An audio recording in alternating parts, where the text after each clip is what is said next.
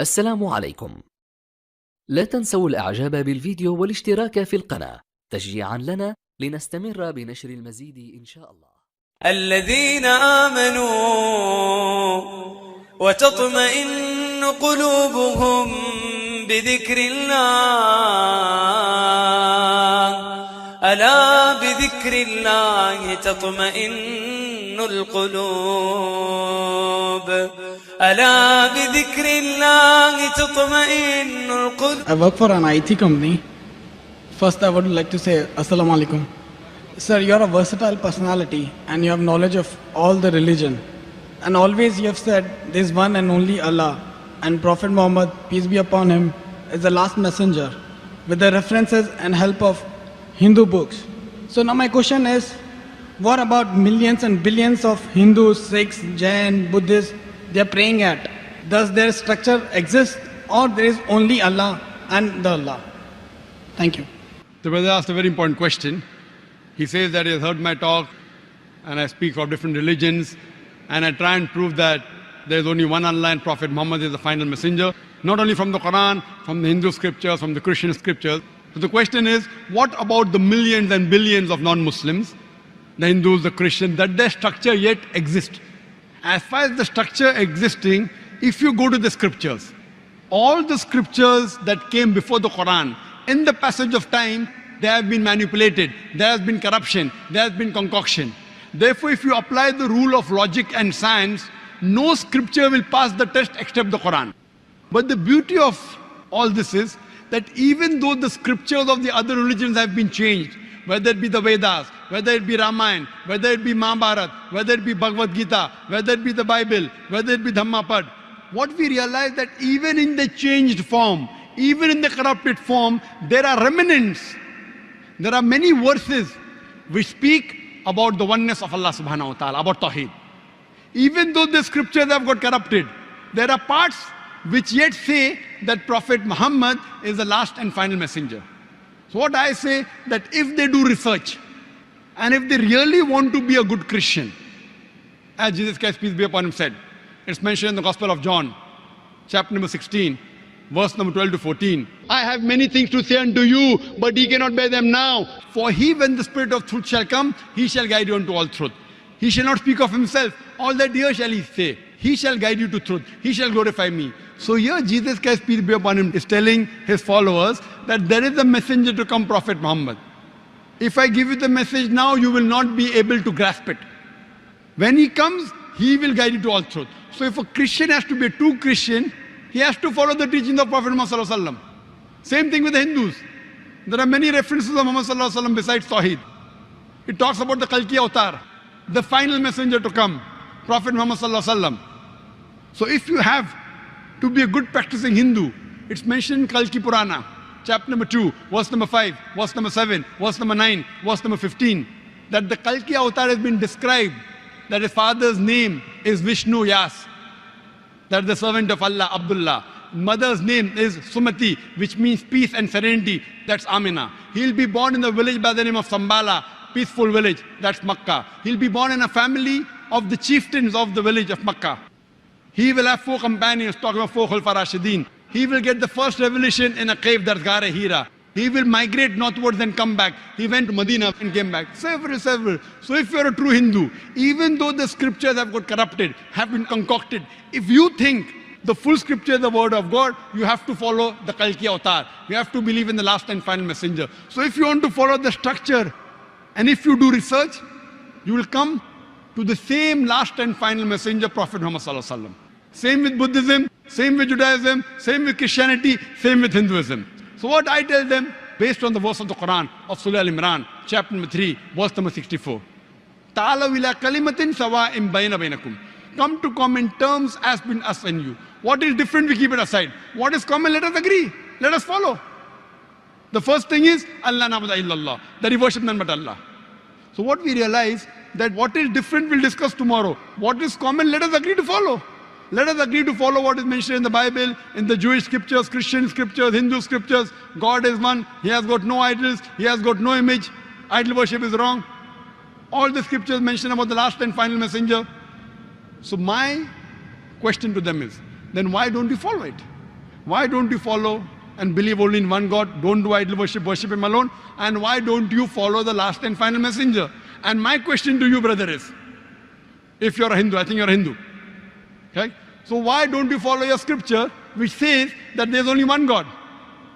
It says, Natasya Patima Asti, Svetasvatara Upanishad, chapter number 4, verse number 19. In Yajurved, chapter 32, verse number 3, Natasya Patima Asti. Of that God there is no Pratima. Pratima means Almighty God has got no image, has got no photograph, has got no painting, has got no portrait, has got no statue, has got no sculpture, has got no idol. I'm asking you, do you believe in one God? Do you believe? I do. Do you believe idol worship is wrong? No.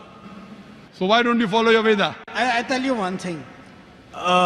It's not necessary you need an idol or you need a picture or you need a light, you know. Idol is just created so you can focus, you know. It's for few people, those who cannot focus, for them, I mean, there is an idol so that you can focus properly. Correct. This is what is said to me by the Pandits. They tell me, Dr. Zakir Naik, we have read the scripture, we agree with you totally. Idol worship is wrong. But what happened? Those who are initial, toddlers, in the early stage of life, you require idol to concentrate. When you reach higher consciousness, no idol is required. I tell them, we Muslims have reached the higher consciousness. We don't require idol. This is the explanation given to you by a Pandit, not by a scripture. It is by a Pandit. I tell them, isn't it mentioned idol worship is wrong? He says, we know. It is like my son, when he goes to second standard, the basics of maths is 2 plus 2 is 4. He says, son, 2 plus 2 is 5. You continue reading that. When you reach standard 10th, I will tell you 2 plus 2 is 4. I'll be the biggest fool. Because 2 plus 2 is equal to 4 is the basic equation of maths. God has got no idol, is the basic thing of God. How can you teach the basics wrong in the lower classes and higher classes? This is told to you by your Pandits and your scholars, not by your scripture. So I'm asking you, do you want to follow your scripture or do you want to follow your Pandit? I want to follow my scripture. Correct. So scripture says, Almighty God has got no image, has got no idol. So do you yet believe in idol worship? No. Fine. So you used to believe, now you have stopped. Excuse me.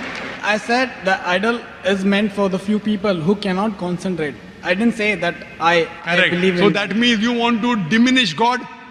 For example, brother, I'm asking you a question. Yes, you sir. are helping someone. What's your name?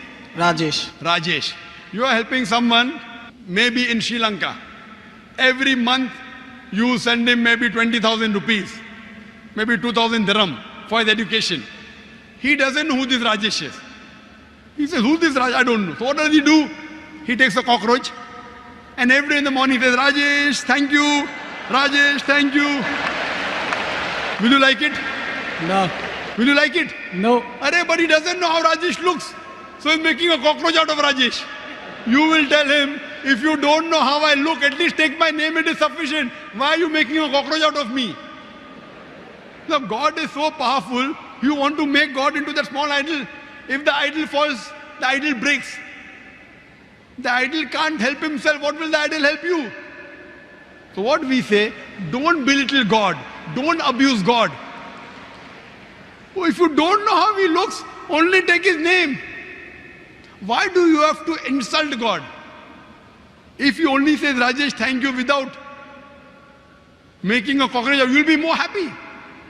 And compared to you and us, we are human beings. God is, you cannot compare God. You cannot say he's million times more powerful. He is unlimited. You cannot compare God and human being. So how can you make God into an image and restrict him to an idol?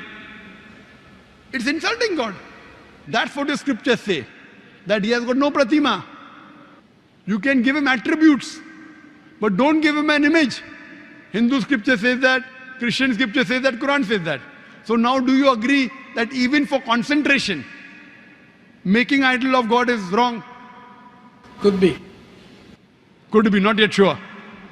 Not yet sure, huh? Your scripture says don't make, your Pandit says make. So do you want to follow your Pandit or your scripture? The scriptures. And I'm giving you reference, I'm quoting in Sanskrit. If you don't know Sanskrit, open a dictionary, Pratima, you ask your Pandit. There's a person, joker looking person wearing a cap and a coat and a tie. He is quoting scripture. Is it right? If you can't find the book, you can go to our center in Bombay IRF. We have all these scriptures. So I am trying to get you closer to your scripture. So now are you convinced that idol worship is wrong? See, my question was, what about millions and billions of people who are following Hinduism and Jainism, Brother, Buddhism? millions of Does billions that of- exist or not? Okay, I agree with your thing. We should not do idol worship. But my question is, I mean, what about millions and billions? They have sentiments. They follow so much. So does that structure exist or it doesn't The exist? structure exists, but it is wrong structure. The structure what So they you think- mean to say everybody should follow Allah? everyone should follow the creator. See, But then why don't you say mention Allah. only Allah? Why can't we Because- say God? Why Ah, can't we preach very- more about peace, love, Ve- humanity? Very good. Why don't Rather I, than we talk about Hinduism. why don't I say God? I'll come to it. We'll come one by one. One question at a time, no problem. My plane is early in the morning, so I can stay. Why not call God? You know why? Because God can be played around with. Allah cannot be played. If you add S to God, it becomes God's. There's nothing like plural Allah. Qul huwallahu ahad. Saying Allah one and only. If I add D-E-S-S to God, it becomes goddess, female God. There's nothing like male Allah, female Allah. You cannot play mischief with the Arabic word Allah. You can play mischief with the English word God. If I add father to God, becomes Godfather. He's my Godfather, he's my guardian. There's nothing like Allah Abba or Allah Father in Islam. If you add mother to God, becomes Godmother. There's nothing like Allah Ammi or Allah Mother in Islam. Allah is a pure Arabic word.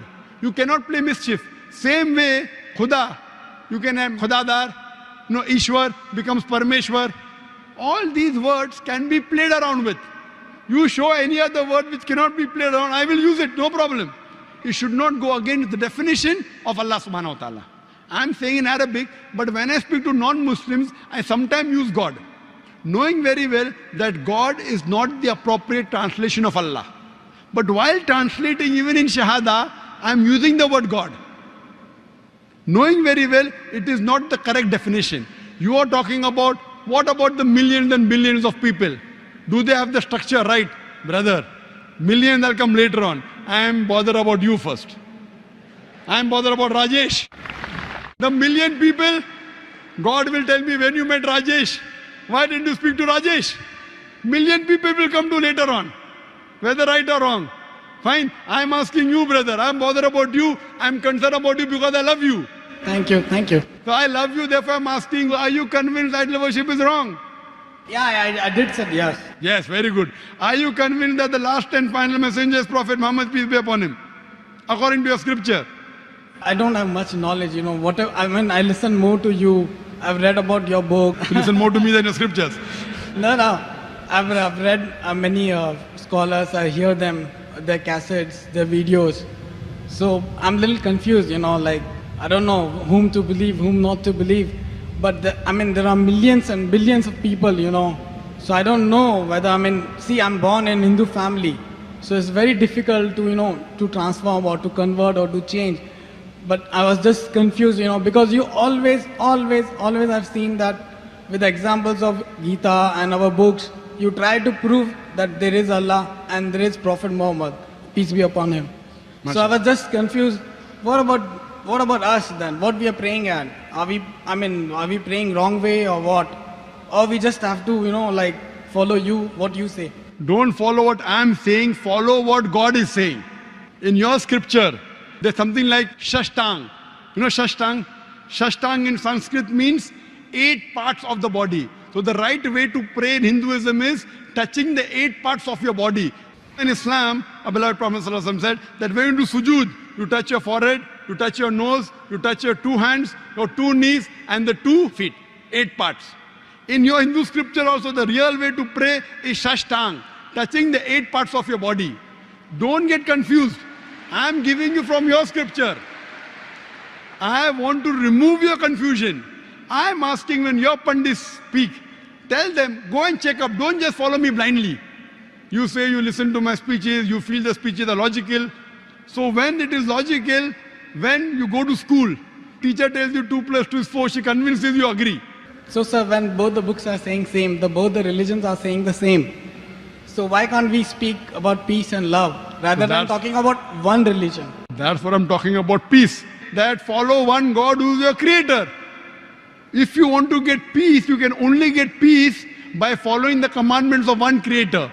Though the religious books are different, what I'm trying to point out the commonalities. I'm not criticizing Hinduism, I'm not criticizing Christianity. I can give a bigger speech of differences between Hindu scriptures and Islamic scriptures.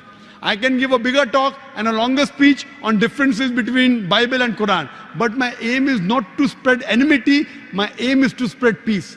So because my aim is to spread peace, I am taking the commonalities and telling you the common point of both these religions, both these scriptures is believing in one God. I am trying to spread peace. Islam means peace acquired by submitting your will to God. The ultimate peace is not only no war. No war, no fighting is only temporary peace. The ultimate peace is peace of mind, peace at heart, and peace in the next life. What I'm trying to propagate is not only peace in this world, peace in the next life. That's the reason I'm trying to get all the different human beings and telling them, do little research, spend little time, try and understand who our creator is, try and submit your will to this creator. What I request you to do is, submit your will to Almighty God. Follow the instructions of the last and final messenger, and then, inshallah, you'll get total peace. Thank you. Hope that answers the question.